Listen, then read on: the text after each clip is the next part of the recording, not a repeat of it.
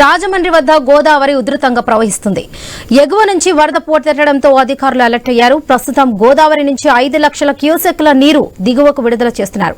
గోదావరి వరద ఉధృతిపై మరింత సమాచారం మా ప్రతినిధి గణేష్ అందిస్తారు. నుంచి గోదావరికి భారీగా వరద నీరు వచ్చి చేరుతుండడంతో రాజమండ్రి కొవ్వూరు మధ్య ప్రస్తుతం గోదావరి ఉధృతంగా మారడం జరిగింది. 5 లక్షల క్యూసెక్ల ఫ్లో అనేది ధవళేశ్వరం బ్యారేజ్ నుంచి దిగువకు విడుదల చేస్తున్నారు. ఈ ఫ్లోటింగ్ ఇవాళ రాత్రి నుంచి రేపు ఉదయానికి మరింత పెరిగేటువంటి అవకాశాలు కనిపిస్తున్నాయి. 9 లక్షల క్యూసెక్ల నీరు వస్తుందని అంచనా వేస్తున్నారు. 9 లక్షల క్యూసెక్ల నీరు వస్తే అది మొదటి ప్రమాద హెచ్చరిక జారీ చేసేటువంటి సూచనలు కనిపిస్తున్నాయి.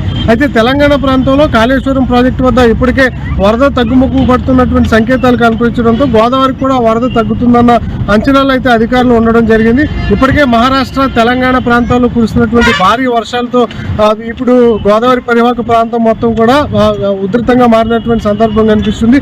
ఇదే క్రమంలో విపత్తు నిర్వహణ శాఖ అధికారులు ఎప్పటికప్పుడు భద్రాచలం వద్ద ఎప్పటికప్పుడు రీడింగ్ ని తెలుసుకుంటూ ధవళేశ్వరం దిగువ ప్రాంతంలో ఉన్నటువంటి లంక ప్రజలను అప్రమత్తం చేస్తున్నారు. ప్రస్తుతం మనం చూస్తున్నాం కదా, రాజమండ్రి గోదావరి పరివాహక ప్రాంతంలో ఉన్నటువంటి ఉధృతంగా ప్రవహిస్తుంది. 5 లక్షల ఫ్లో అనేది ప్రస్తుతానికి ఉంది. సాయంత్రం రాత్రికల్లా కూడా ఇది 9 లక్షలకు వెళ్తుందన్న అంచనాతో కోనసీమ జిల్లాకు యంత్రాంగాన్ని అయితే ప్రజలను అప్రమత్తం చేయడం జరిగింది.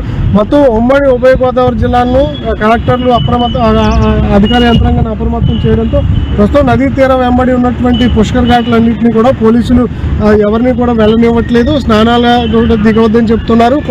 స్వచ్ఛందంగా ప్రజలు కూడా జాగ్రత్తలు పాటించాలని సూచనలు చేస్తున్నారు. మనం చూస్తున్నాం కదా, గోదావరి వచ్చినప్పుడు అత్యుత్సాహం చాలా మంది ప్రదర్శిస్తూ ఉంటారు. ఇదే క్రమంలో అలాంటి అత్యుత్సాహం వద్దని చెప్పి అధికారులు చెప్తూ ఉన్నారు. ధవళేశ్వరం బ్యారేజ్ నుంచి ప్రస్తుతానికి 5 లక్షల ఫ్లో అనేది ఉంది. రాత్రి కల్లా కూడా మరింత పెరిగేటువంటి సూచనలు కనిపిస్తున్నాయి.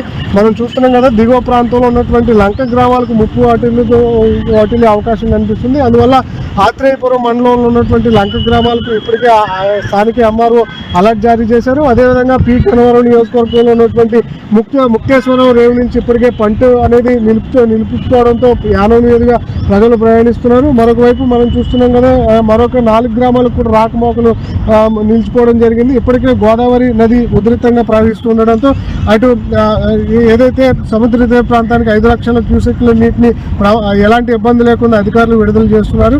దాంతో పాటుగానే కుడి ఎడమ కాలువలతో పాటు మధ్య కాలువల ద్వారా 20,000 క్యూసెక్ల నీటిని రైతాంగానికి విడుదల చేయడం జరుగుతుంది. ఆంధ్రప్రదేశ్ రాష్ట్రంలో ప్రస్తుతం వర్షాభావ పరిస్థితులు లేకపోయినప్పటికీ కూడా మహారాష్ట్ర తెలంగాణలో వర్షాభావ పరిస్థితులు అధికంగా కనిపించడంతో ఈ వరద ఉధృతి అనేది గోదావరికి కొనసాగుతుంది.